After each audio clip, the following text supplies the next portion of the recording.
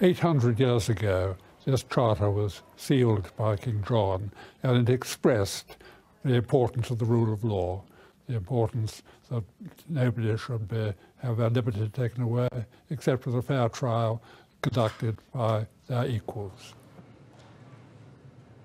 Understanding the origins of the Magna Carta and its continued relevance to law and institutions, and access to justice in particular, is very important to their understanding of the function of law in any civilized country. There are many examples what really happens if there is no rule of law and supremacy of law. Extrajudicial executions, enforced disappearances, torture in detention, sexual abuse of women. You can count numerous other forms of human rights violations. Magna Carta speaks out over the centuries about the importance of the rule of law. That isn't simply learning the law by rote and applying it. It is understanding what the law is all about and doing one's best to bring those principles into action in what one does. I think that Magna Carta is very important for underlining the matters that in a democracy the electorate ought to have in mind when they exercise their votes.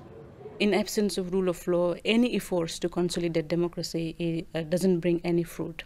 In absence of rule of law, you cannot really lay down any kind of foundations for country's prosperity and development. And I have been experiencing this in my own country, and this is the case in many other third world countries. So I think rule of law is the basic foundation in setting the rule of the game of democracy. Following the battles with the Stuart kings and moving to the Act of Settlement in England, the Constitution of the United States, the Universal Declaration of Human Rights, the message of Magna Carta has resonated right through the world over these 800 years.